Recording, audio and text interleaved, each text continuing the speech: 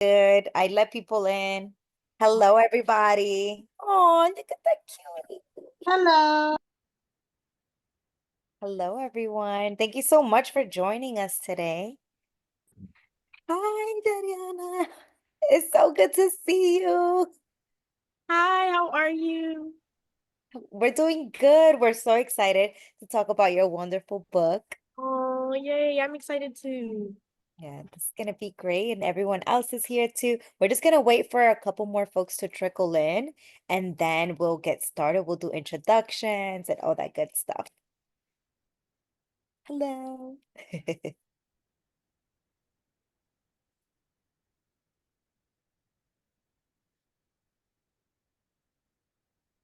I never have my laptop charged That's okay. because I always use my work one. That makes sense. And the day I need a laptop, la dejé, la del trabajo at work. That makes sense. I'll be doing that too sometimes. Yes. Yayana's here. Ooh. Yes, we have more folks joining us. I know it's hard. It's a Wednesday. Probably people are on their way, like just getting home from work. Oh my God, your curls are gorgeous. God bless. Thank you so much. Thank you so much. Does anybody know how I can change my name on here? Let me see. I think you just, what do you want me to write? It looks like I can change it for Well, you. my name, Yariana Torres. Oh, I thought you wanted something else, No, I don't have Zoom because my laptop doesn't like me. So I'm borrowing a friend's laptop and her name is on the Zoom. That makes a lot of sense. Let me rename you. Okay, cool. Thank you. Thank you so much. Amazing. Look at that paradise, Lisa. Now you out of space now? I love it here. Salud.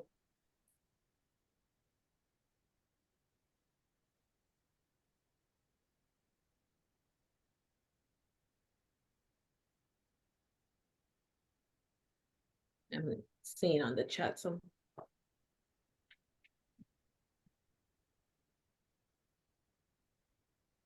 Yeah, I think everybody. Oh, we have one more person. Oh, good. Folks are trickling in. So thank you for your patience, everybody. It looks like people are still trickling in. So we're gonna start a little bit later so that we can give folks an opportunity to join us.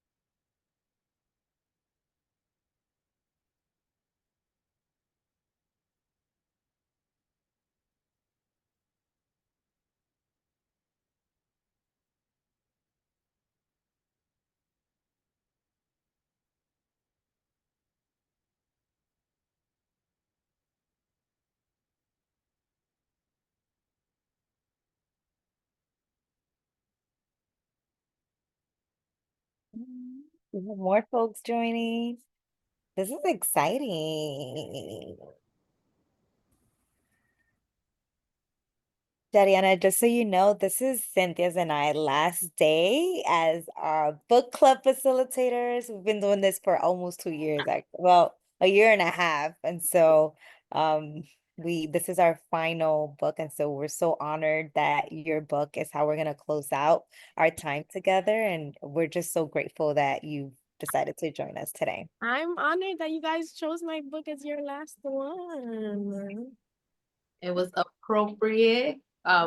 We saw you at the Julia Alvarez event and you read your poem and we were like, nah, we have to read this book. We have to get more into poetry. I'm so grateful. I'm so grateful. I can't believe that event was like a year to the day, no? It's Oh, yes. almost April 2nd or something like that. Yeah. April 2nd, yeah.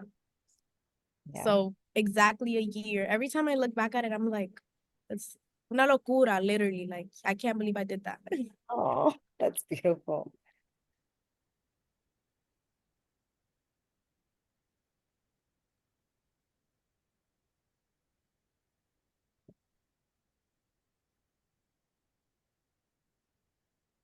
And we have one more person join us too. So that means folks are trickling in. How about we start at 7:10 and whoever trickles in, they can just join right in. All right. So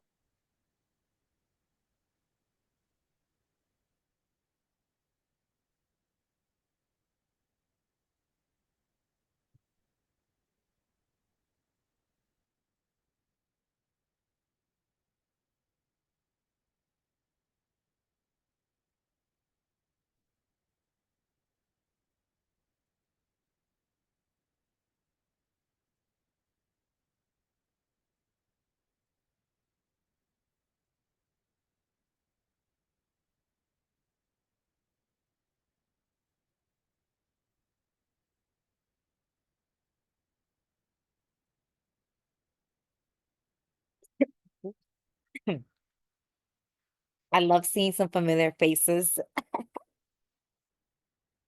Welcome back.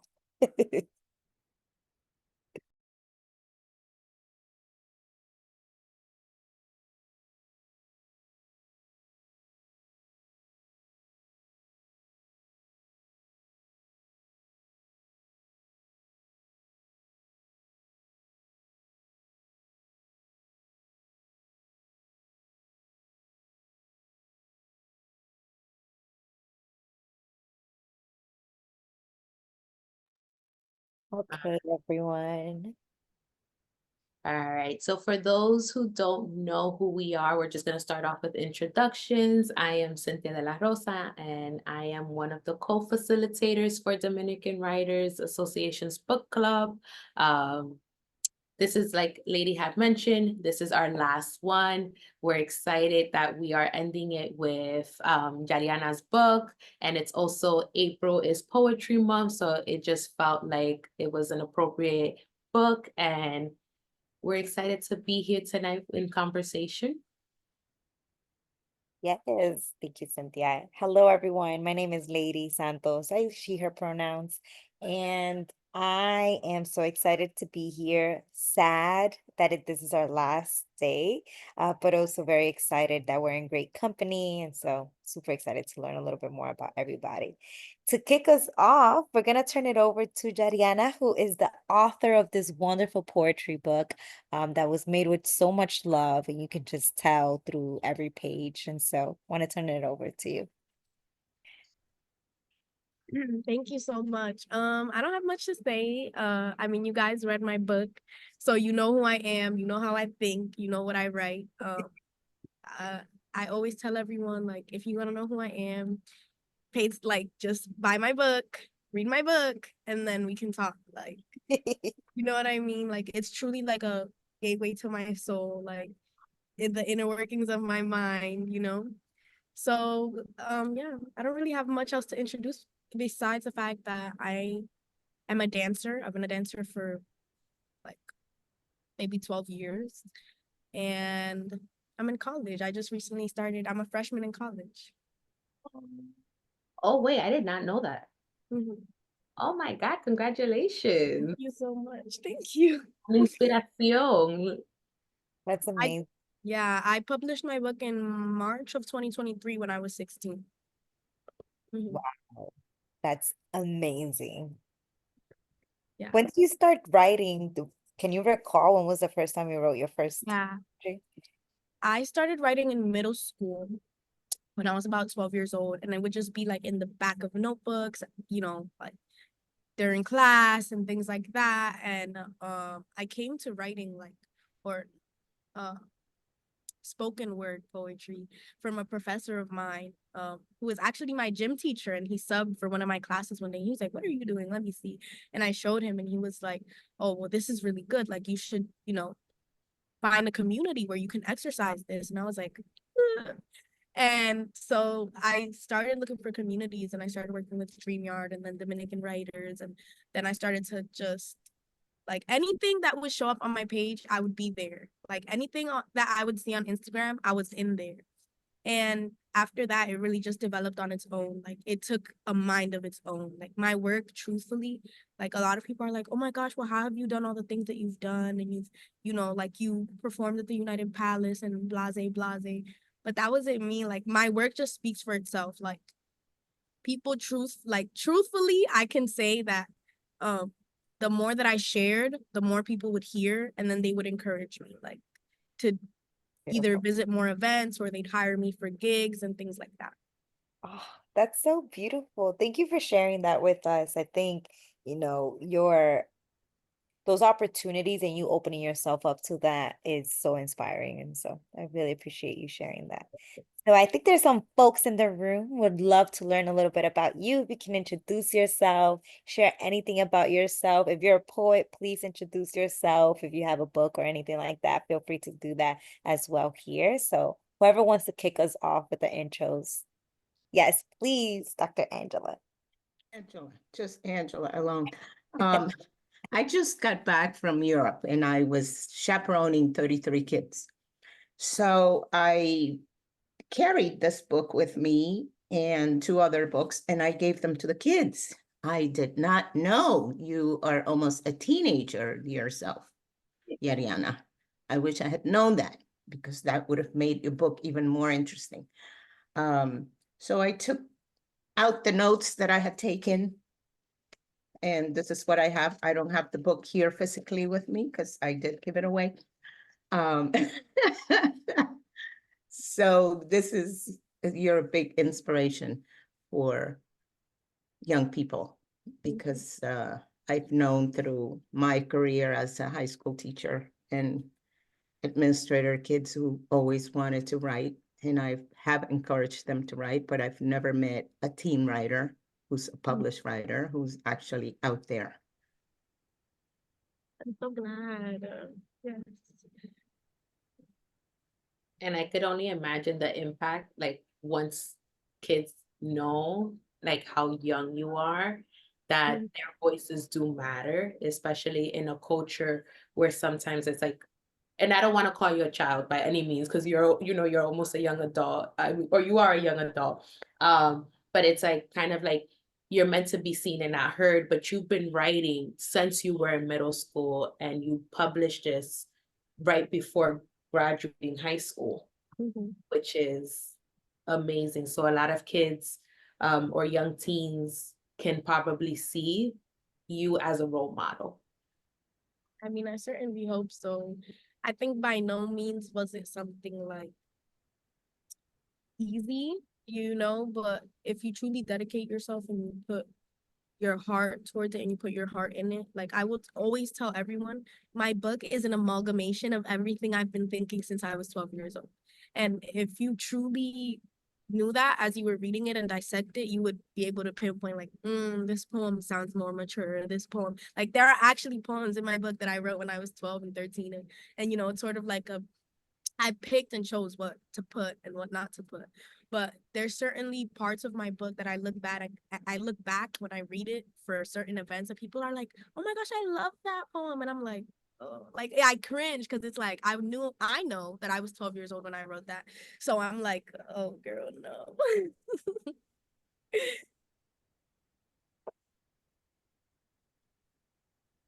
So if like folks can go ahead like and unmute themselves and just like introduce themselves. We want this to be like a conversation, just kind of like how we have with any other book, where we really get to dissect it, share what we liked, what resonated most with us. So if folks want to just like unmute themselves and like just start sharing that, and like introducing yourself.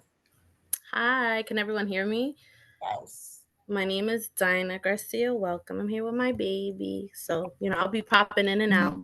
But I just wanted to make this just because I'm pushing myself to do more things for myself. So that's why I joined this book club. Yariana, I just want to say you're so like influential kudos to you to publishing your poetry, your art. It's very influential. As Dr.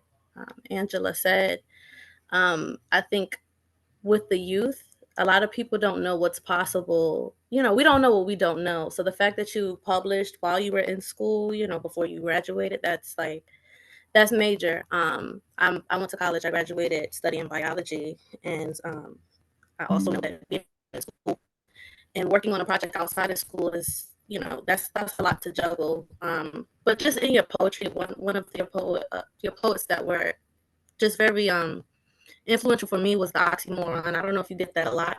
I'm not sure how young you were at the age, because I know you said that you were writing since 12 years old, but I really appreciated your vulnerability that you shared with us. I'm pretty sure when you published, you didn't imagine being here, where we are now today. So it's just like, it shows you that if you put your vulnerability out up front, there's a whole community that's willing to accept you, that's willing to support you, that's willing to push you, if you let them.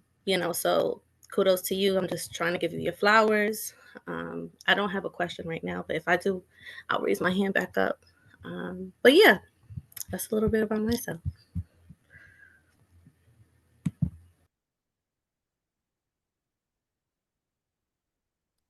Hi. This is my first time in the book club. I wish I would have joined earlier because this sounds like a really amazing environment. Congratulations, first and foremost. We're about the same age. I'm like 3 years older than you, so the representation is really, really important for like youth because it's we're living, especially right now, it's been really hard with everything that's going on, and even like a couple years back with the pandemic. And it's really amazing to see someone that you can see yourself represented by, not only like age-wise, but um like Latina, and being so young, doing really amazing things.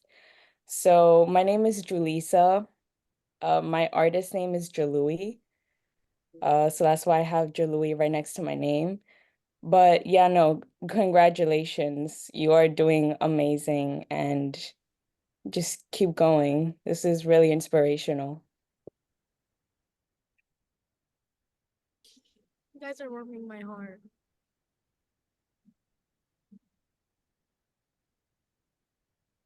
Hi, I'll go next. I'm Marlene. I've been part of the book club for about a year and a half as well. Um, so my favorite poem was Balada de Casa. Yes, and I That's my favorite. That's my favorite. And I read it everywhere I go. And my mom and my editor and everybody, they're like, tú no estás harta de ese poema. Like, why do you read it everywhere you go? But it's my favorite. don't stop. Do not And nobody stop. has ever told me that that's their favorite. So I'm just Girl, I'm like, like that's where, and I shared it with someone. And they were like, oh my God, that's so beautiful. And I go, yeah, guess what? She wrote it when she was like around 16. They were like, what? yes. Oh, congratulations. Kudos to you. It's Thank you so amazing. much. It's Thank don't you. stop reading it. No, don't let them convince you to stop reading it. No, it was absolutely my favorite. Thank you so much. And it's so funny because Balada Descalza was supposed to be a collaboration. It was supposed to be a collaboration. I'm not sure if you guys have seen or heard of her, Morelis Urbano, which is, she's like a few years older than me, but she's a friend of mine. And she was working on a poetry album at the time. So we had come up with this idea of un amor criollo, like un amor de campo, and about how we created just this love story about how a couple fell in love and then he had to leave her because he was leaving for the States. So we had worked together and it was supposed to be on her poetry album. Like that whole entire poem was supposed to be a part of her poetry album. y no resultó.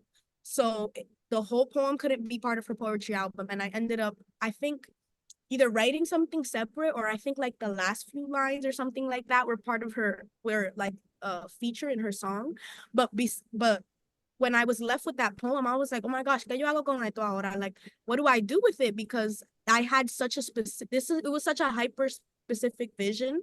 I feel like that I felt like it didn't align with the values of my book. Like, it just didn't make sense. But I'm really so glad that I put it in there because it's one of my favorites. Like, I love reading it everywhere I go. And Yeah. my favorite, like, I even have the first few lines memorized. So when I get up on that mic and I'm like, te conocí bajo la sombra de una palmera y en el reflejo de tus ojos encontré la dulzura del mismo coco que compartimos esa tarde. Like, that Yeah. poem, Oh, it I hit love my that. heart You so don't much. understand. It was like not only did it sound great, but you also transported me. Yes. Yes, So like I happy. felt That's like I was on exactly the what it beach. I felt like yeah, like I've so lived. happy. We all live that scenario going to DR. I'm so happy. That actually warms my heart because that's the point. Like, the point is to, for me, I'm first gen, so I was born in the States. So for me, the goal was to sort of walk in the shoes of my mom. Like, what did it feel like when you really had to, your husband left you to the States? Like, that's not crazy. So you really had to like almost role play as I was writing. And it was a very interesting experience, but I'm very happy that it worked out exactly how I imagined, because I'm a perfectionist. So if not, I don't think it would have even made it anywhere near my book. Kudos to you. Well, we were gonna ask you to read a poem, so hopefully you're gonna indulge us and share that one. All right. Who would like to go next? And just feel free to unmute. Hello. Hi. I don't know how long I've been part of book club. Probably like almost a year, a long time. But I really I'm not a poet, but I love to read poems and attend slams and all the fun poetry stuff. So, um I really enjoyed um reading your poems. They felt very healing for me, you know, and I felt like it made me feel a bit more like understand more of like my mom and like my grandma and like just family members. So I felt like it was very like, yeah, it made me feel very like it was like wow, like I feel like I can understand them a bit more. Um so I just wanted to say that. And two poems, I didn't have one, but I'd say the two poems that really stuck out to me were Is a Sandwich Better Than a Sidewalk and El Café. I really like those two poems in particular because I felt like it was a self-acceptance journey, like self-care. And I feel like I'm on that journey. So I felt very like validated through your poems. And yeah, like I'm in my 30s now and I'm like, wow, like even like as you're getting older, you're still, you know, finding yourself, learning to accept yourself. So I felt it was very like they really resonated with me. And also, I just want to say your hair's popping. I love your curls. So just wanted to say that. Thank you so much. Okay, fun fact. I think I don't think it was the first time I ever went to a Dominican Writers Open mic, but the moment truly does stick with me because I remember the first time I ever performed Is a Sandwich Better Than a Sidewalk, because that piece is truly meant to be performed. I don't think it's meant to be read. And I remember the exact day. I think it's on my page. Like, if you follow my Instagram, the post should be there. And I remember distinctively like going to the salon and leaving the salon, and it was raining that day and we had to go to the Heights to go to the Alianza. So I'm like doing my makeup in the car and the shower cap's on my head because it's raining outside, and like I have my fit on. And I remember getting to the Alianza and finally like meeting everyone that was in the Dominican writers community and just the environment. And that's why that poem has such a special place in my heart, because it truly is like, it was the start of something so beautiful. Like, I truly don't think if it wasn't for Dominican writers and the beautiful community that they have established, I wouldn't have published my book, because it was Angie who pushed me and was like, you need to publish a book. And I was like, Angie, I'm 15, because I was 15 at the time. I was like, Angie, I'm 15, like, you're dragging it. I'm not gonna publish a book. What are you talking about? And she was like, yes, you are. And she put me onto my editor, and she taught me how to self-pub and so many things. Like, I just, yeah.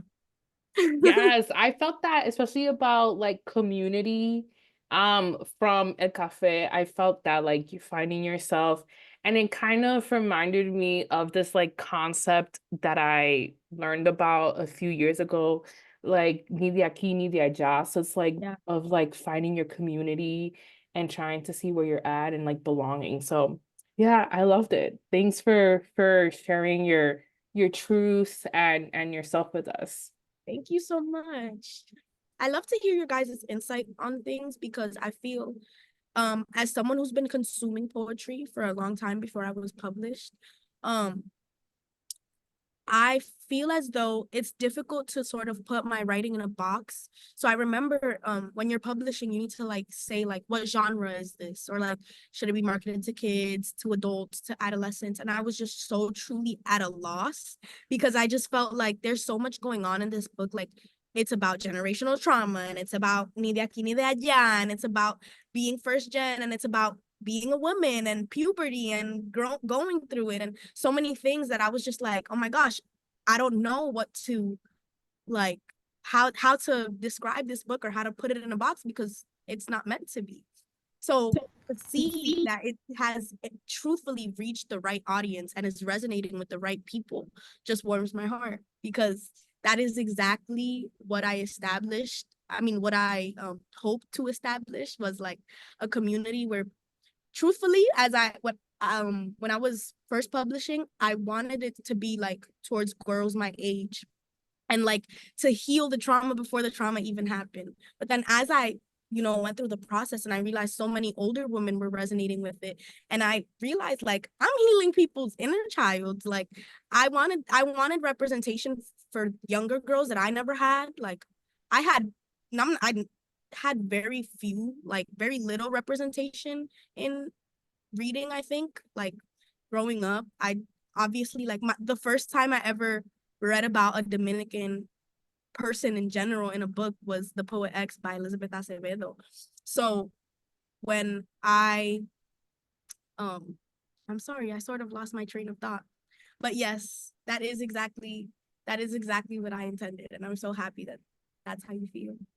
Yeah, and it's so funny that you say that was your first poet, and I was gonna talk about you in that same way. Say my first Dominican poet that I read was Yariana. Oh, That's a reminder, like you're doing it too. I So love that. I love that. And it's to the point now where even like when it comes to representation wise, I seen like Uno Muñequito, this cartoon like on Disney Channel or something, and the main character is Dominican, and I was just, it warmed my heart to know that my kids are gonna have the representation that I wanted to fight for so bad, because I think being Afro Latina is like, you always had to choose an identity. Like, it's either you're Black or you're Latina, and there's never this sort of gray area in between. Like, I never saw on television someone who was Dominican or even Puerto Rican, Cuban, Caribbean. Like, these identities were portrayed, like when they were portrayed in television, it was white passing Hispanics. So I always felt that, like, if I had to choose someone in TV and be like, oh my gosh, she looks like me, she never really did. She just talked like me, she sounded like me, but she didn't look like me. So this sort of like breakthrough in media is just, it warms my heart, but it also makes me so much more hopeful for what is to come. Because if this is happening now and I'm 18, like, I can't wait to see what comes into fruition when I actually do have my children, like in my 30s or late 20s, or like some, like, to see what happens in 10 to 15 more years. yeah. And just know you'll be a part of that legacy. You're part of the breakthrough. Thank You you. are That contributing to this. This is something that Angela talks about. Like, we are all writers in our own way, and we all have a story to tell. She's shared that a few times and has encouraged many of us to write. And you're taking those steps. And sometimes, tú sabes, for some people, writing it like it's just an outlet. It's just something to get something out para desahogarse, so when it's not in. And look, somebody saw you, somebody encouraged you, and look at where it's led. Who would have thought that we were gonna be 2, 3 years down the line, and you're gonna have a range of women from their early 20s to a little older. 65. Y dilo duro con orgullo. And we're all raving and excited about the work that you put and how much we've all seen a part of ourselves, a part of our mothers, our grandmothers, and like how we think about when we have our future daughters. Mhm. I want to say something real quick, but that's why, I want to piggyback basically off of what you said, Cynthia. Being in those spaces where we feel like, we're writing just for outlet. And, when we do get encouraged to share it with others and it's received, um, I just want to give you your flowers even more, just because, I used to write when I was like 12 and 10, and I didn't even, it was a diary. I was venting. I was going through a lot of different things. I was going through the typical not feeling, like you said, not feeling enough, not feeling Black enough for the Black kids, not feeling Latin enough for the Dominican kids in the neighborhood or anything like that. So writing was my way I could speak and feel heard, and no one was going to come across this. I didn't feel threatened or anything like that. But um, another point that you mentioned was not knowing what genre to box yourself in. And I feel like when we have something that's precious or sacred to us, like, writing or art, it's so hard to put it out there, and it's scary to allow it to get received by a particular, whatever your target audience is. Sometimes you get just in your head about sharing it, and you end up kind of clipping your wings before you even start. So I'm happy you didn't confine yourself into just this one, box of saying, oh, I just want it just to be for, she's ripping my hair. She's ripping my hair.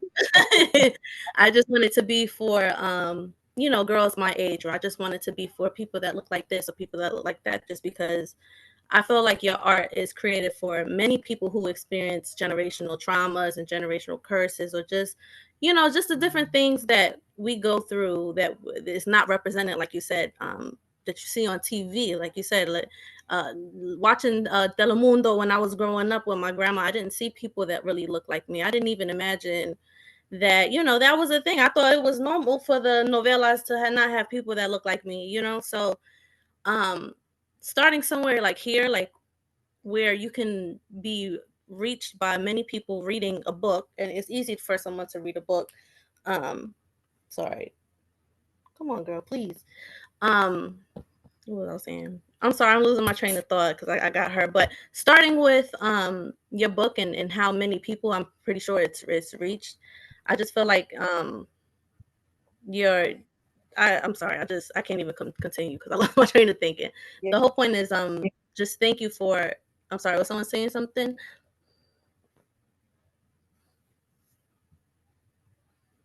Hello? Can you hear us? Was someone? No, we were just saying you can continue. You're good. Oh, okay. Yeah, I was saying just how far your book can go.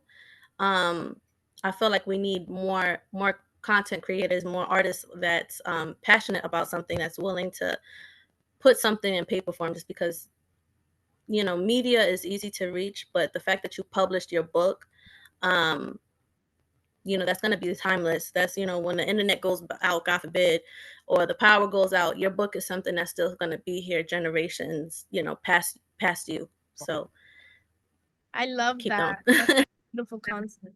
Thank you so much for that.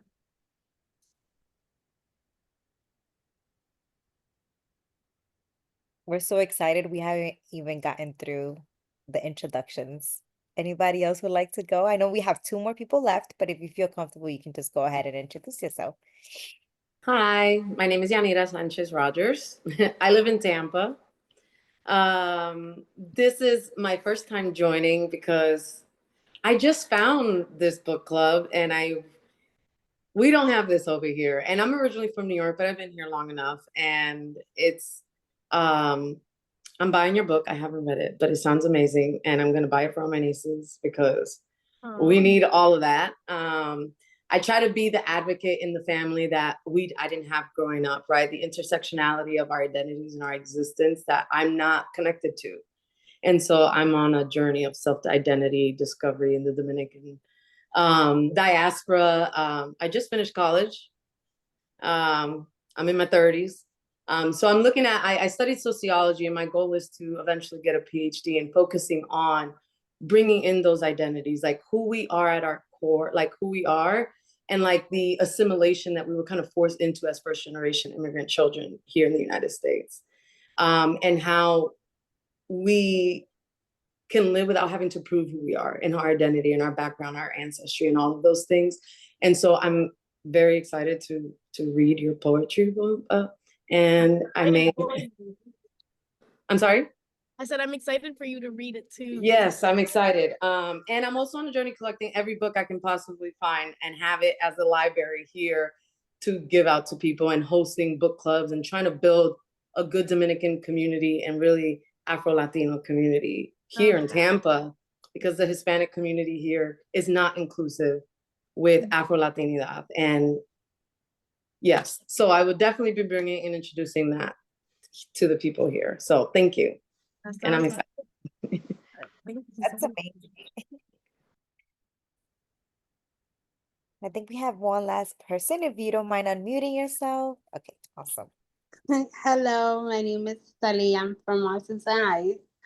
I'm in the end of my 30s. I didn't completely read all the way through the book, but the one that resonated with me was El Café.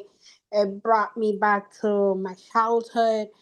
It brought the smell back. Every time my dad would be like, un chin de cafecito en la greca. It brought back memories. And I used to be like, pero papi, el café mío no sabe igual que el tuyo. Hazlo tú. He was like, no, mija, aprende. Every time I go back to my parents' house, ¿tú quieres un chin de café? I was like, yeah, sign me up.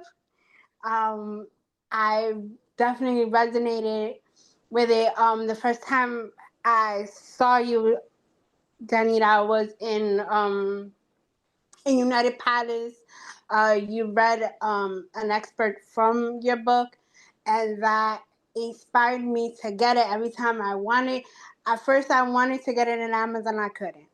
And then I went to the Uptown bookstore in 166, and they didn't have it. So I would go every time, and they would never have it. But the one time that I go, they finally had it. I had to grab it. I'm like, you just charge my credit card. I don't care how much it is. Just give me the book. Give me the book. And I was excited. That was the poem that resonated with me. Kudos to you for doing it, and being in college. You're an inspiration to young girls. Please continue, keep writing. Please continue doing it. Thank you so much. Oh, I love to hear that. I love to hear that.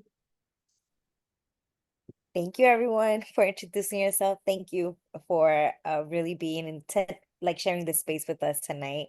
So Yariana, we're gonna turn it back to you. You already kind of like alluded to one of the poems that really is the one that you really adore and you don't get tired of performing. Totally okay if you want to do something else. But we want to open it up to you, and like in this moment, in this day that you're in, and in this week that you're in and beyond, like if there's any book that there's any of your poems that stick out to you the most for tonight, if you don't mind sharing those with us and performing for a nice little poetry snap moment. Of course. Well, y'all already requested, so I'm gonna be a good DJ and give you the poem you requested. No pressure, no pressure. Y'all already know it's my favorite. I don't gotta tell y'all, like, right? Balada descalza.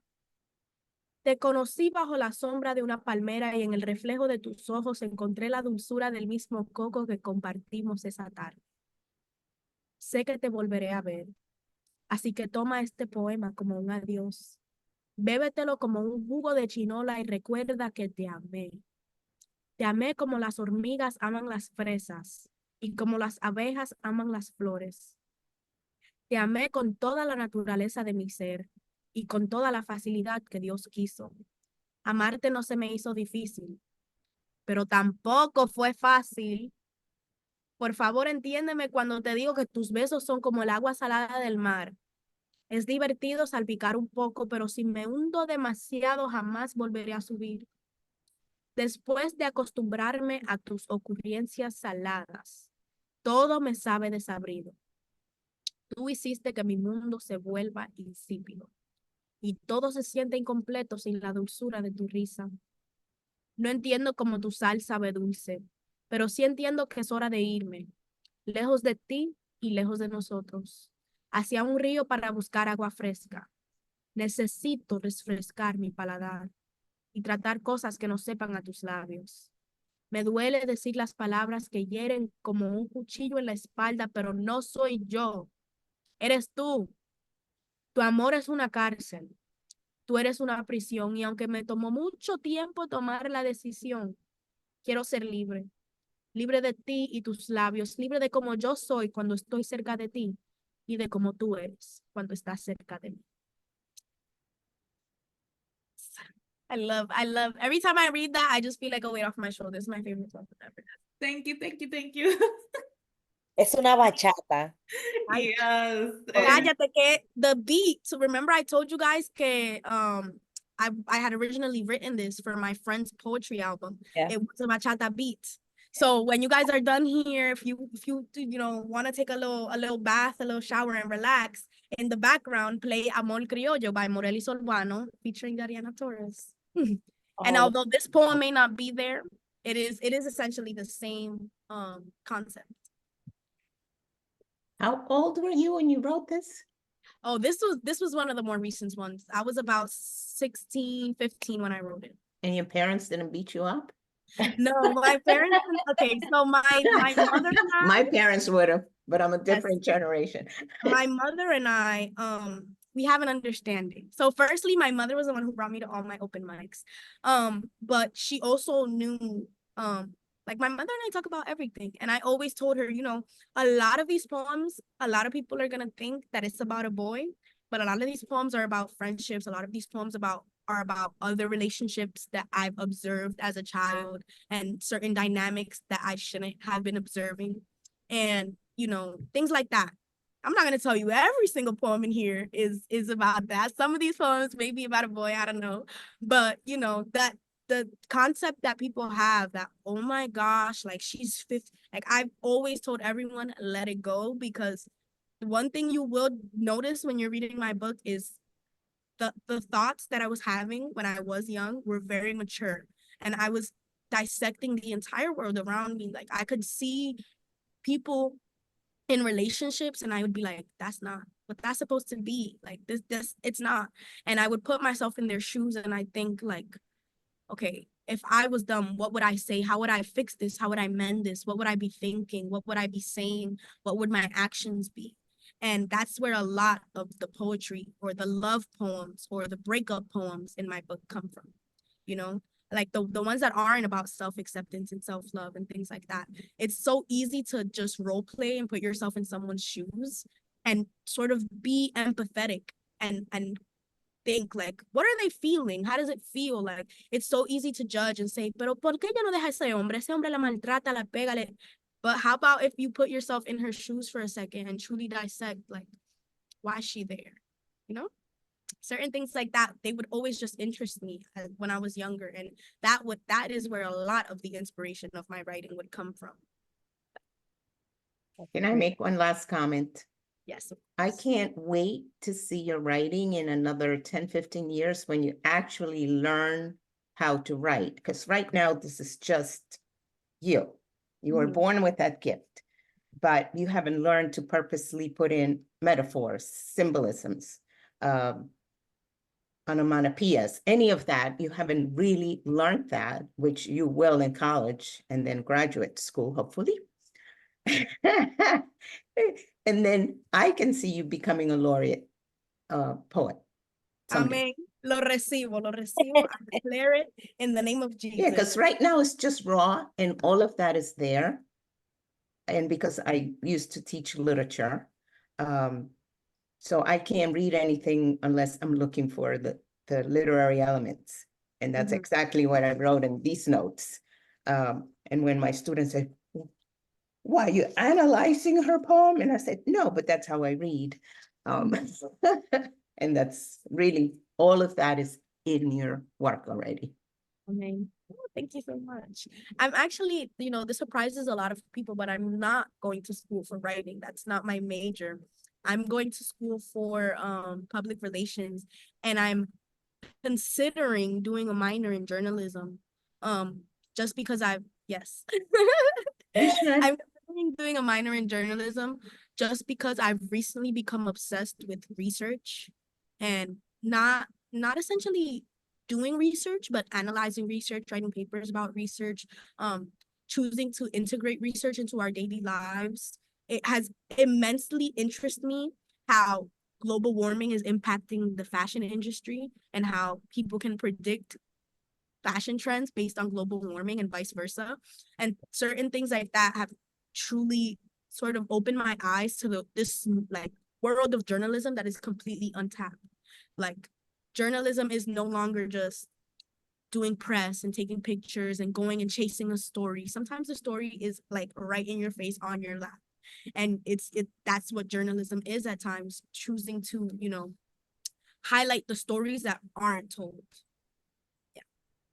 So who knows? Maybe next year I'll pick up that minor. Look me up when you're writing your dissertation. I'll mentor you. Okay. Thank I you can so see that.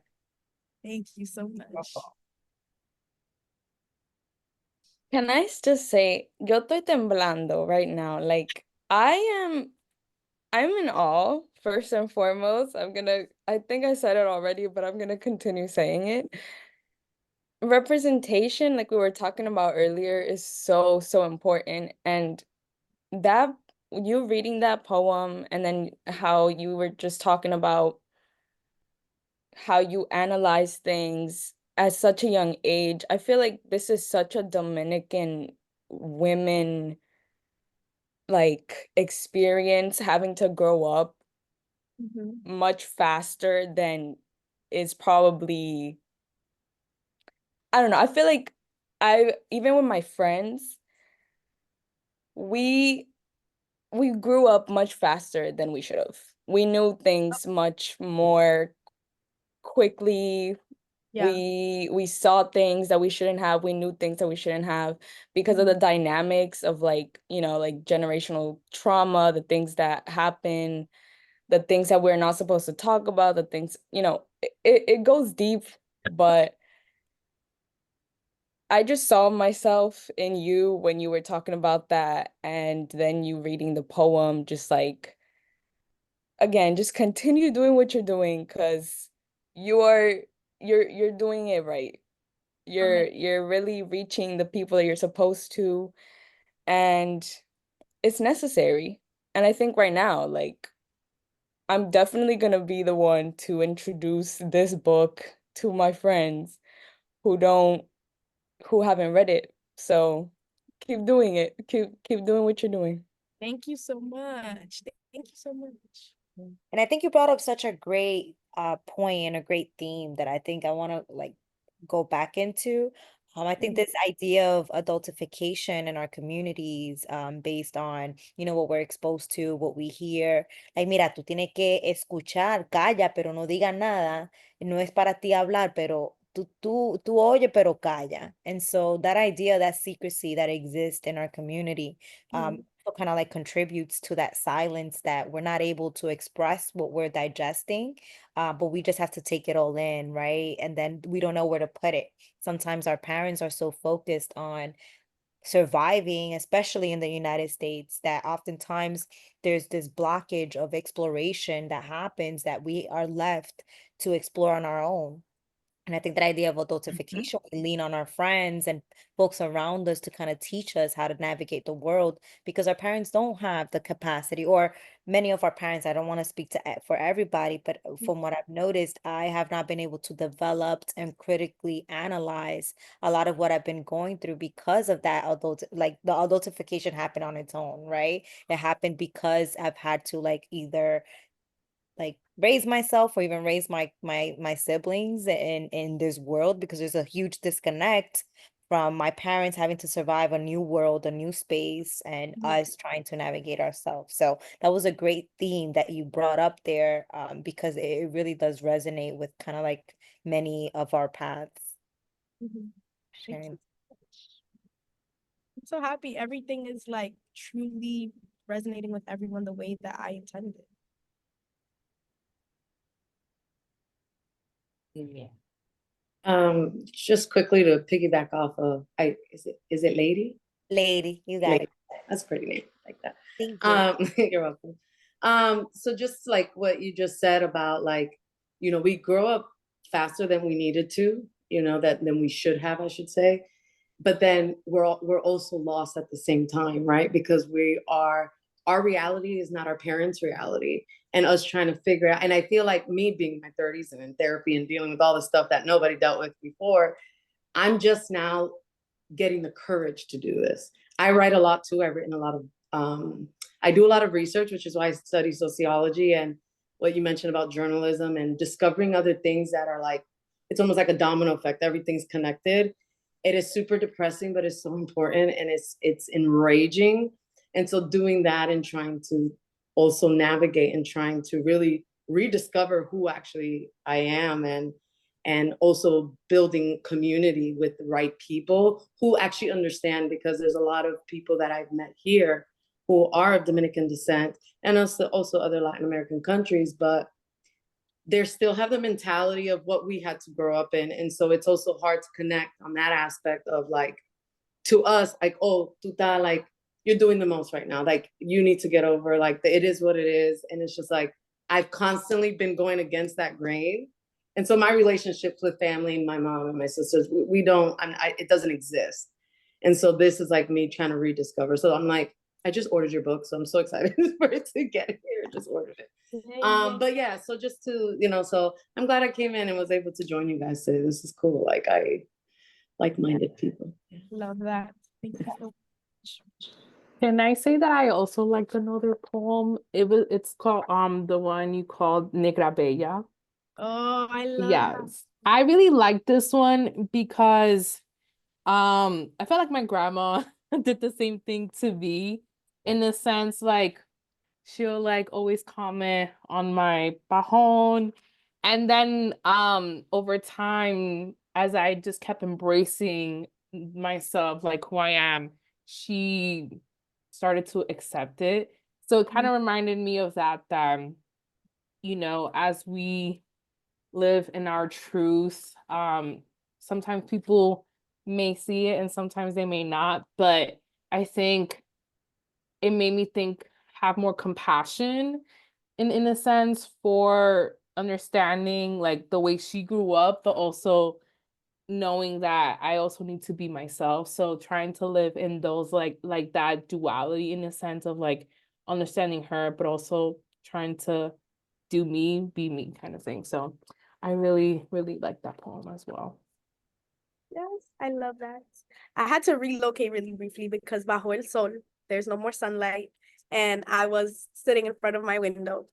But I would love to read Negra Bella because this is also one of my favorite poems. Another one of the ones that I always read, and I think just because it is such a crowd pleaser, like when you're reading to a crowd of entirely Black and brown women, there's nothing more beautiful than just truly reading a poem that you know that everybody in the room resonates with. Like, I know that every single person in their room can relate to this on some level, right? So this is Negra Bella. Dear Jadira or Jara or Raidiris or whatever your name is, little girl in big frilly dress, brown skin and hair pressed to perfection and play pearls around your neck, I miss you.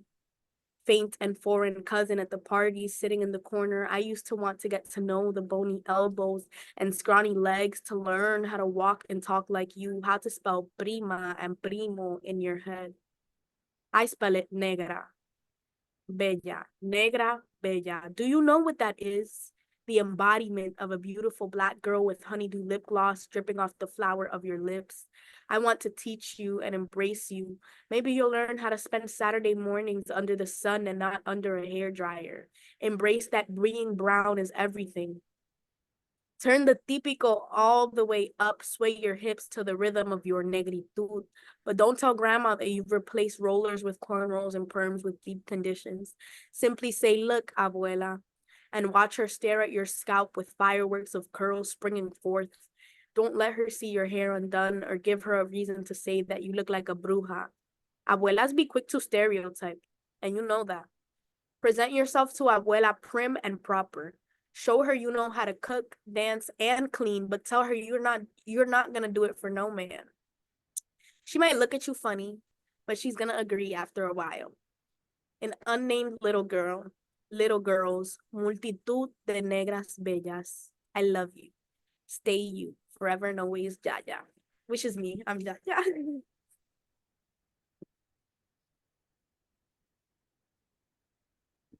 Beautiful. That is truly a beautiful poem. How old were you when you wrote this one? And like tell us a little bit more about the inspiration. I truly don't know. I would say 90% of these poems are within the 14 to 16 gap. There's like few rare ones where I'm younger, but most of them are from when I was like 14, 15, 16. So I would say it's in that general range. But I think when I was writing it, I don't have an exact vision, or this is one of those poems that just genuinely I can't remember writing, but I do remember changing the sign off. So it wasn't a letter at first. It was just the poem, and it started with Yara, but it had no sign off. And the reason the sign off is so important to me is because Yaya is not a name that everybody calls me. Most of my friends my age call me Yari, and my big thing is I'm very big on names. I think even in the biblical sense, I think it's beautiful how in the Bible, people would change their names. So most recently, I was reading the story of Naomi and Ruth.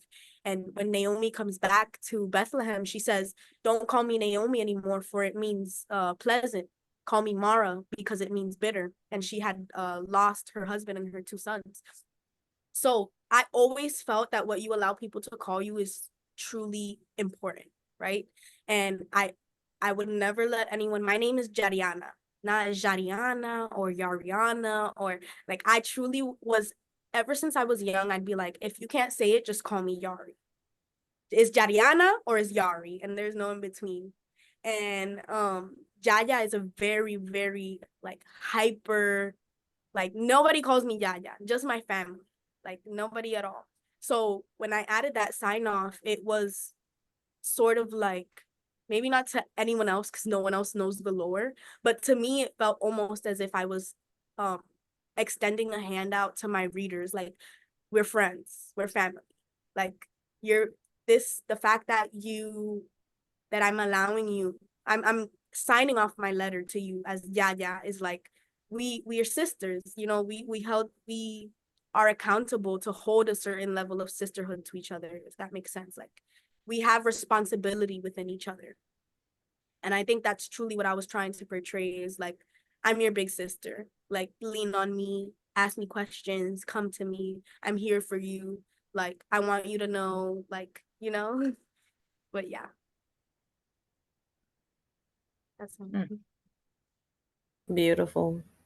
Very beautiful. I also think, depending on how your perspective, it could also be a handout to, or more so, just you're directly speaking to your family since they're the only ones that, that was the intent. They're the only ones that know you as Yaya. So it's just like, okay, pay attention. Like this is for, yeah, we family, but I'm letting you know that I'm calling you out. I love that. I love that concept. Yes. Can you read one more? Of El course. corazón de la llama. Oh, that's if my editor was here, she'd be just for joy. One of her favorite poems. And I can't just give one.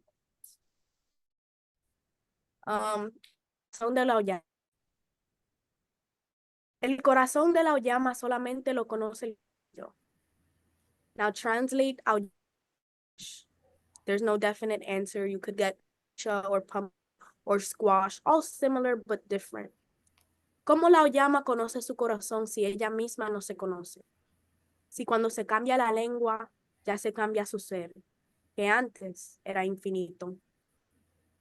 When the languages change, who am I? How do I speak? Do I stutter? No one has the answer for me. But who am I when I am alone? When the lights are off and no one can see me, who am I to myself? Tal vez el corazón de la llama no lo conoce solamente el cuchillo, pero también las semillas y la tierra en la cual se sembró. ¿Cómo es la llama antes de ser partida? Maybe the cutting, splitting, and tearing of the fruit is what makes it fruit. What makes it so easily digestible to our tongues, teeth, throats, and bellies. Maybe life is a little more malleable when we're going through something. Perhaps no one can know us until we are cut, chopped, diced, and boiled in soups, habichuelas, and lentejas, until we taste better than our raw state. That's what this life we are living is all about. Thawing, seasoning, and cooking the raw form of our hearts. In that case, yeah, el corazón de la llama solamente lo conoce el cuchillo. Su forma de ser antes de ser picada, sazonada y hervida. Su forma pura, recientemente sacada de la tierra. El cuchillo conoce su aliento maduro. Tal vez nada más me falta encontrarme con un cuchillo para conocer mi propio corazón. Wow. It's like the poems start off like very light, and as you just get deeper and deeper there, it's more profound. It's like an uncovering within that. It's like we're starting off here and it just gets bigger and bigger, but there's a deepness in there of like, wow, like you just stay speechless and you're like, how did you write this? Like, what were you going through in the moment that got you to this place? I couldn't even tell you, like a lot of the poems, if they don't genuinely stick out to me, I don't remember when I wrote them or how I wrote them or what inspired me. But I do remember, I think this may have been one of the last poems that I added, if I'm not wrong, because it was an old poem, which is why your sentiment of how it gets deeper and deeper. So I feel as though a lot of my poems carry that same theme throughout, and it's because a lot of my poems are revisited. I'm not big on writing first drafts. I feel as though if I write something, that's what was meant to be said in that moment. And if I truly feel like, I'm gonna rephrase myself. If I write something and it feels right the first time, that's what gets published. But a lot of times, if I feel uneasy or insecure about my work, I leave it to rest, sort of season in a drawer, in a book, in my notes app. And when I do revisit it, I read it over and sort of almost with a new perspective on it.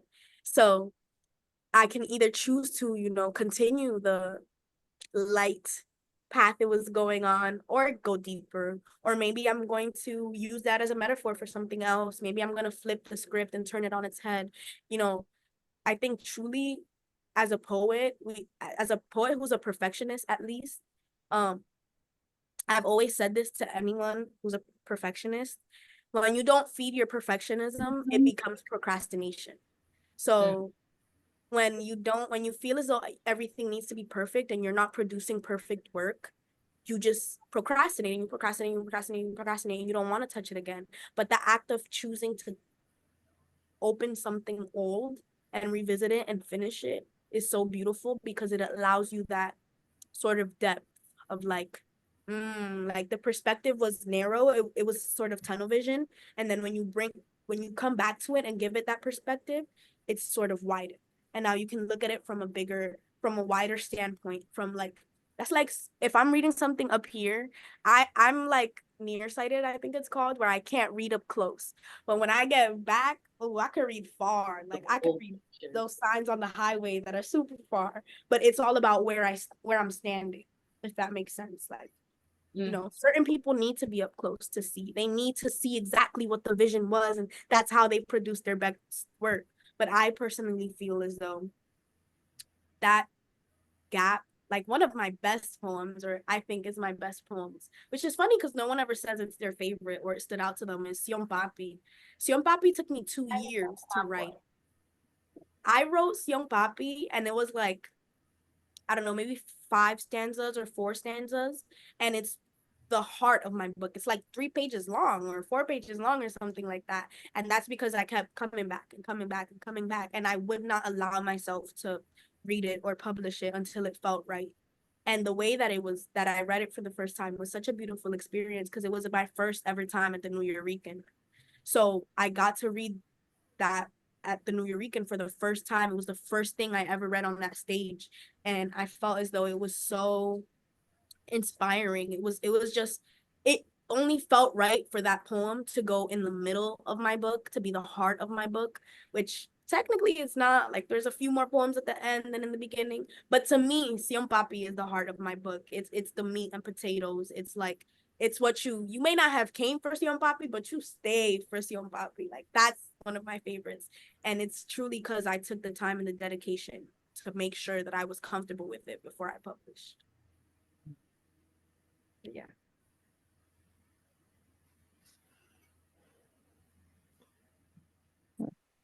It's so interesting how our parents become kind of like the center of our universe. And so, I know you're talking about Sion Papi, but for me, my favorite, or the one that I resonated with the most, was Ode to My Mother. Like even the way that you started that one was like, I used to think mommy was weak, and I don't want to get emotional, but it feels like that's exactly how I feel right now. Like all my life, I've thought my mom was so weak. And then now in my 30s, it's just I see her in a completely different light. Like she's my world, she's everything to me. And so and even like wanting to be best friends with my mom and never having that fully fleshed out. Like I was like, do we all live the same life? And so I wonder for you, like your relationship with your mother, how has that impacted you? And I see that influence a lot in your book, but for you, like what really is something that inspires you the most about your mom, or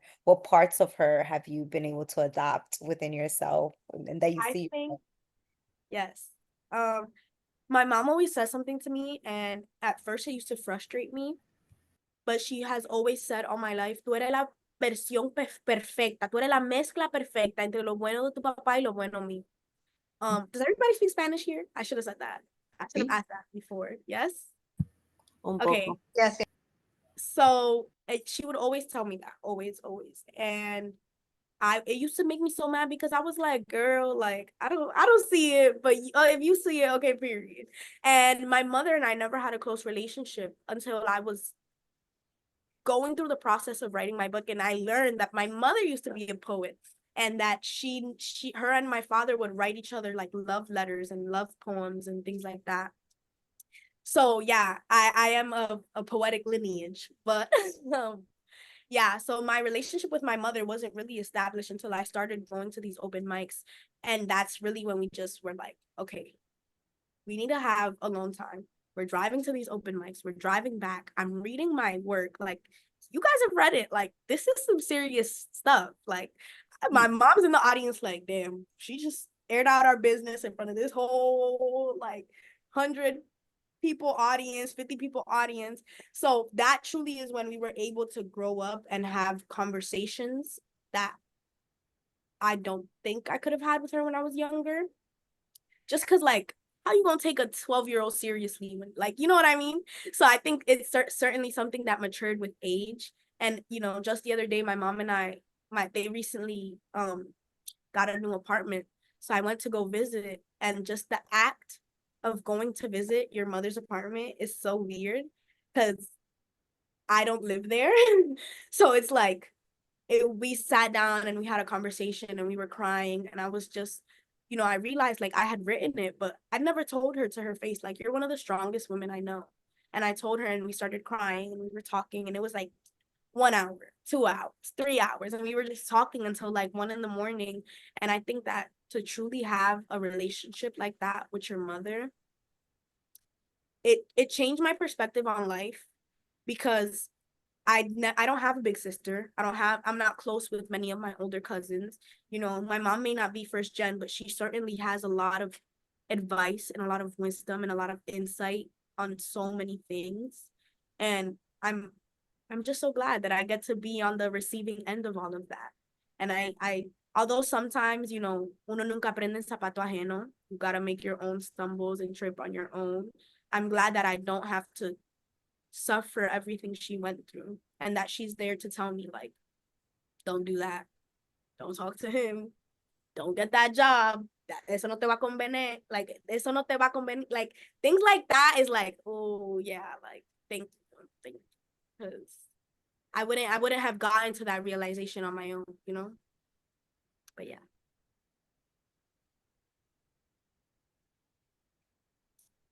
You definitely have an older soul, and She it's does.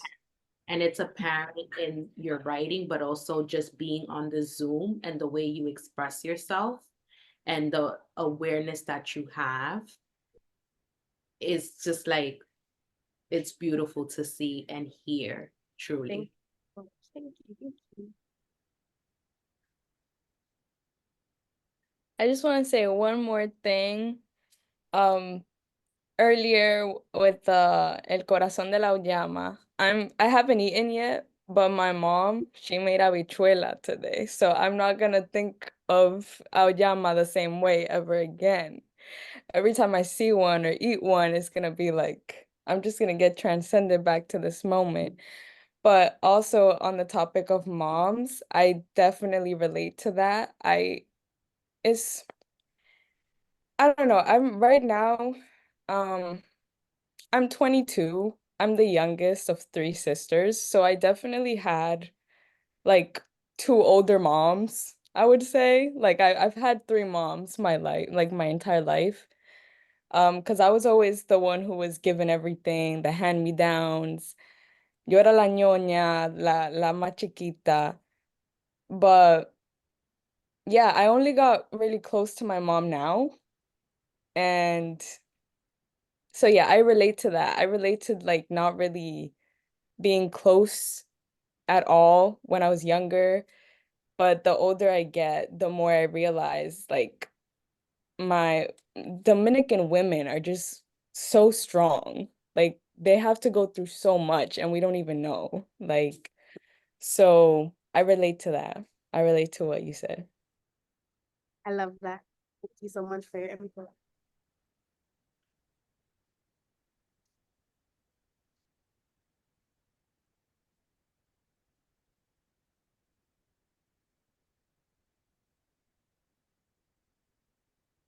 Anybody else? I was just about to say the same thing, Oh, but you were. share a poem, a line. Yariana, if there's a one last poem you want to leave us with before we like transition to like our closing out activity. Yeah. Yes, sure. So one of the poems that I feel is immensely underrated, even by myself because I don't like it, is the very last poem in the book, which is called Full Circle. Mm. I don't love this poem. I feel as though a lot of my poems tackle such deep and sort of controversial topics, and they're like conversation starters, and they with yourself, like they call you to sort of reflect even deeper than you thought you could. Um, excuse me. And this one is it's just a cute little light way to finish, the book. And at the time, I love the concept of finishing with a full circle. but I Mhm. felt that this wasn't the right way to finish my book. Like, it was such a deep, we tackled so many things, and I'm gonna just finish it like this. But looking back at it, and I've never read my book from beginning to end, I'll tell you that. So I mean, I did in the editing process, but ever since I was published, I haven't. So looking back at it now, and every time I read, being able to go from beginning to end and hop back and forth, I'm so, so, so, so happy that I chose to finish with this. And yeah, let's jump into it. Full circle, right? I'm clawing my way through this journey, mixing and matching. How much of this am I? How much of that? I believe that to love yourself, you have to figure out who you are, so I'm doing that. Looking under my bed and in closets, searching under the cover and behind the curtain, an extensive game of hide and seek. Why does this girl keep running from me? Do I scare her? Is she scared of me? Fuck looking. I'm making, creating, and starting from scratch. I'm kind, loud, talk a lot, love a lot, hug a lot. I'm Dominican American and more proud of the prior than the latter. I drink my coffee with 3 sugars and nutmeg shaved into the greca. Make morir soñando sin medir los ingredientes, always late, except for the airport. Then I'm 3 hours early. Una niña de mi casa. I don't go out a lot, but when I do go out, I have fun. I'm always either overdressed or underdressed. I love wearing heels, but also chanclas. I love doing my makeup, but also being barefaced. I love wearing jewelry, but only if it's gold. I burn every sandwich I make because my attention span doesn't last very long. I care a lot, but I don't show it. So don't tell me I don't care because I'll cry about it all night. Don't love me too much because I get attached easily. But love me a little more because if not, I'll think you don't care. I'll do things I don't want to do for you. I'll try my best to please you. And I can be quick to judge, although I try not to. I swear I've been working on it, like I'm working on everything else. I've been trying to keep it quiet, trying to be on time, and trying to keep it organized, but my brain doesn't work that way. It doesn't like to be changed. I found myself within myself.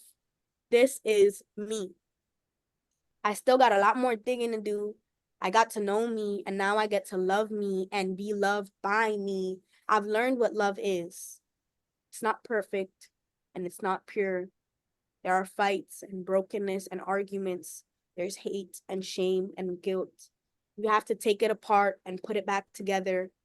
You have to do the work, and it doesn't come easy. I'm ready to fight, ready to dig, ready to find what I've been looking for all along. I'm only halfway there, but I'm ready to go farther. Oh, That was the perfect closer. that was perfect. So That much. that was perfect. Thank you. I want to add, hi everyone. Thank you for being here today.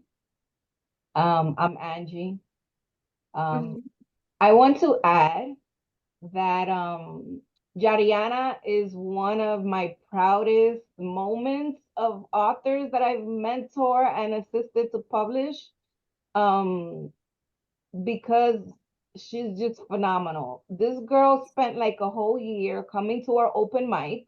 She would show up with her mom, always. Her mom, ella no iba a ninguna parte sola.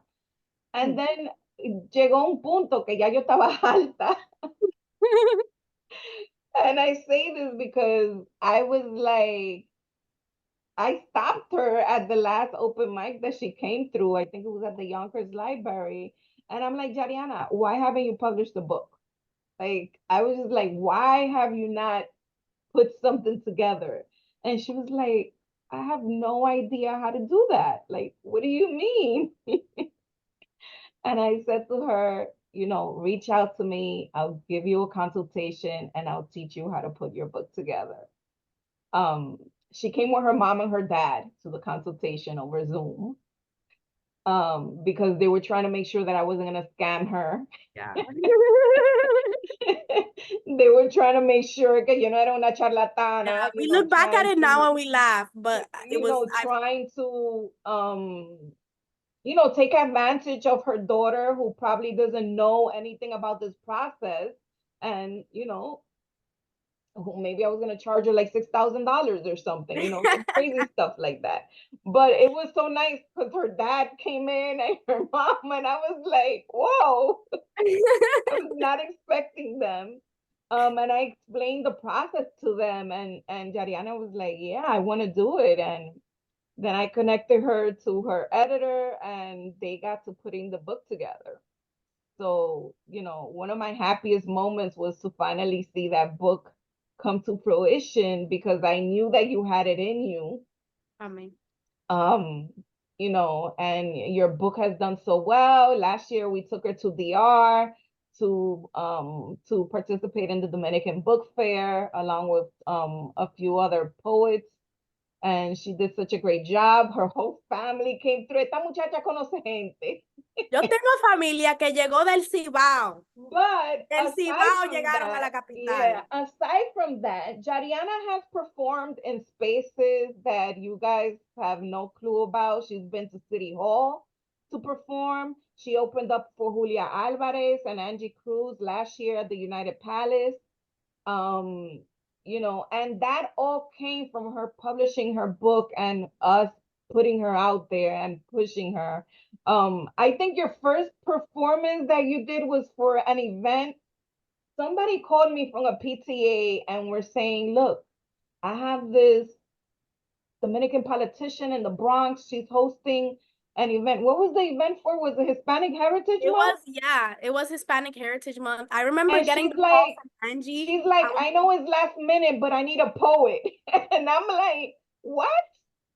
I'm Yep. like, okay, espérate, let me see. Who do I know that's in the Bronx already that doesn't mean that is not that far and that could make it? And then I thought about Yariana, but Yariana's in high school, Where I right? was at the So time, yeah. I was like, Yariana, I texted her and I was like, could you make this event? And I was like, look, I swear to God, algo sano, no es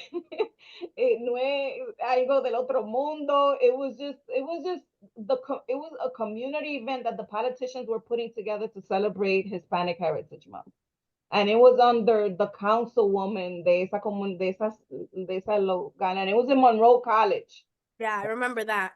Right? And Yariana, I think you called your mom, and your mom was like, Angie, my mom said I could come, pero tú eres responsable. Yeah, because my mom had never let me go to any of these open mics by myself. So she was like, quédate con Angie, no te apartes de su lado. Si Angie se va para el baño, tú vas para el baño. I was like, okay, period. So here I was chaperoning this kid, this poet. But once Yariana was on the stage, it's a totally different story. Then you went to the bathroom by Well, yourself. I didn't go anywhere. I was there with her the whole time. But it was nice to see how her parents were taking care of her. And I was more than happy to do that. And so was everybody else and seeing her perform. And they was just shocked. This girl was, you were 16 at the moment during that time? I think I was, yeah. Or 15. Who And knows? she has such a powerful voice. And from there on, like all these opportunities started opening up for her, and you would see them on her Instagram that Yariana performed over here, Yariana performed over there, y que la iglesia de ella vino con todo lo, because she has a huge church audience también, which is incredible because you read her book and you're like, ¿y de quién fue que tú te aficiaste?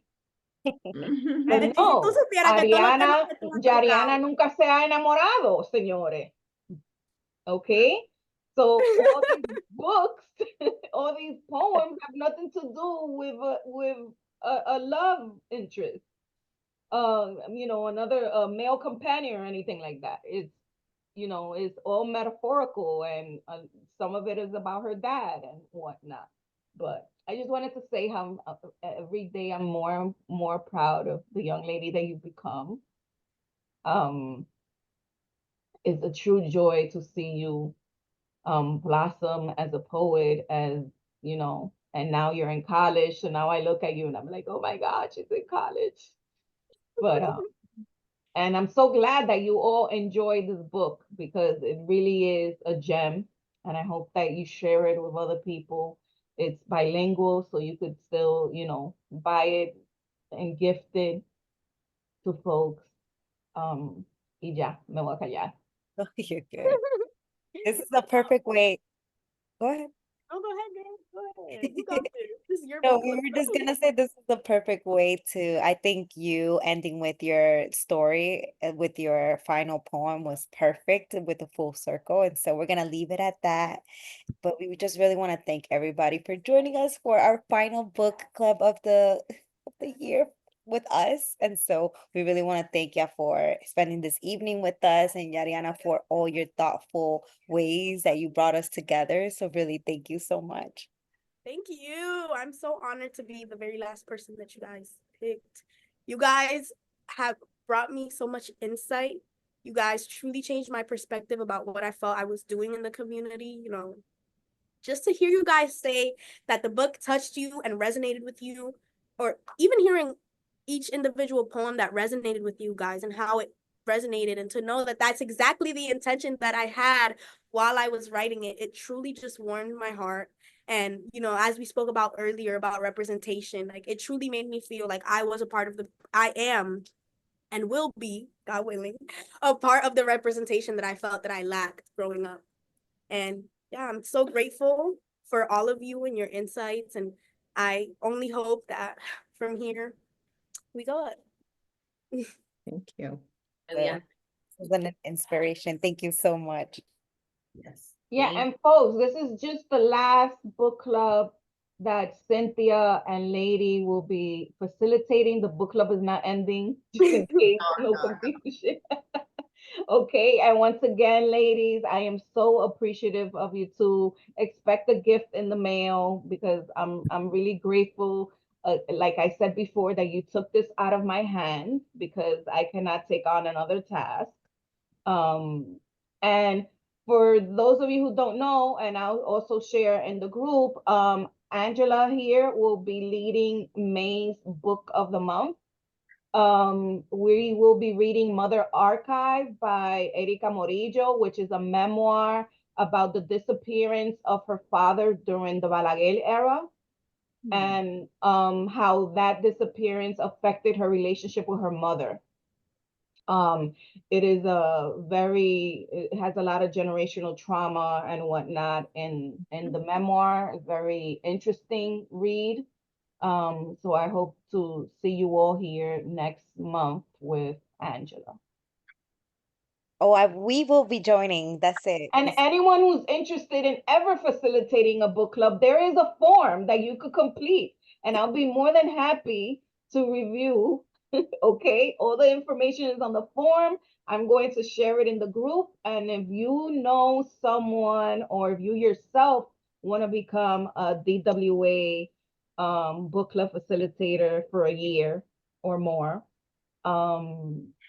let me know. There's tons of goodies involved. I don't compensate you monetarily, but I compensate you with a lot of literary good stuff. So yeah. I have a question. Oh, go ahead. So, and this might be on the site, but I just joined. So with your book clubs do you guys do everything all, like a one sitting, or meet weekly, or how does? So it's the actual book discussion takes place one day, like today. But the WhatsApp group is used as a discussion platform. So if people want to talk about the book or say I'm on this chapter, you could definitely do that in the WhatsApp group. You're in the group, in the WhatsApp group? I am, and I didn't realize, and I started getting messages today, and I was like, wait, did I join something? And I'm like, okay, I'll register. Yeah, so folks could feel free and discuss the book. Just put a little thing and say, hey, here's a spoiler. And feel free, but usually the conversations take place on one virtual meeting. Okay, thank you. I think organizing two meetings tends to become a lot for some people who have things on their schedule, and but we just encourage you to read along, and if you want to share what page you're on, if there's something in it that calls your attention, do that. I'm in a romance book club, and it's like they're still talking about the book. Ya yo lo terminé hace 2 semanas. So, and I always want to go in there and I'm like, oh man, I'm gonna spoil it for these people. But and it's on Instagram. But yeah, just talk among yourself. It's fine. You don't have to like finish the book because we know that life gets in the way, and to Yeah. read a book, like especially in a month, that could feel like it's just too short of a time frame. So we always encourage people, join us wherever you're at, because the conversation can lead us anywhere. So sometimes we don't even get to like this end of the book because we're just like stuck in that one place. And that's where the conversation led. Okay, that's good. Yeah, here they tend My to do a intention replay. is for you to just read more Dominican books. Yes. I don't care when you finish it. Yeah. Okay, I just want you to read more Dominican books because we have a lot of talented writers and they need more visibility and they need more attention. They need to sell some books. And we're supposed to be reading their work. So I hope for those of you who had not read any Dominican book that this book club has changed your perspective on, you know, what type of literary work is out there from our authors. Because, you know, every day hay uno que se está llevando un premio, so we out here. Kudos to that though, because I have both my aunts that's trying to join now. So Good, Dina. See, now you and your aunt could read together and talk about the books. They read right. they read in English?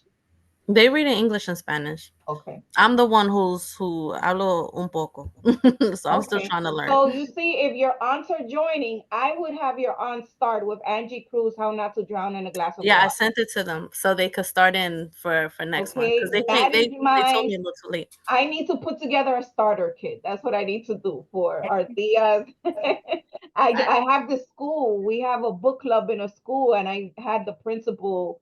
He choose the book for his book club, and he just emailed me and he said, "Oh my God, this book is so great." Yeah, I'm So excited yeah, for them.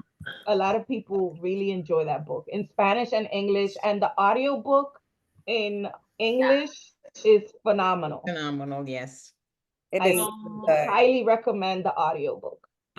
You guys already finished it? Yeah, we did it earlier this year. Oh, okay. Really Yeah, good. but if you're reading it and you want to talk about it in the group, feel free to do that. Because, you know, we just want you to engage with books, talk about it, read them, let us know. Copy. Okay. Are we good to take a picture together? Is that okay with everybody? This is final photo. Have your book. I don't know where my book Si no copy lo is, pero- tienen o lo tienen, Hold on. Yeah. PDF version. I don't have my book, but But we have you, the best of it all. Guys, we have you. We're good. Smile, everybody. Here it goes. 1, 2, 3. Beautiful. Let's take one more. Y'all could change your pose, puff your hair up. All right, y'all. 1, 2, 3. We know this is going up on it. Thank you. Oh, one more thing, folks. Please go to Goodreads and read the book. I did. Okay. If you bought the book on Amazon, well, you probably didn't. You didn't buy it on Amazon. You bought it through the link that I provided. But please review it. Super important that you review the books, please. I really appreciate it, even though I'm not the author, but please. I appreciate it too. Please. Thank you so much, guys. I have to go. I'm gonna run to dance class, but it was such an honor to be here and to hear everything you guys said. Bye-bye. Thank you, Yariana. Thank you. Bye. Bye. Good night. Hey, everybody. Hey, thank you for joining. Bye. Bye. We're It's gonna not a group. This is our core group. I know Oh. with the core group, like take a picture. Wait, Take a picture, Angie. lady. Oh, Angie, Angela. can you tell me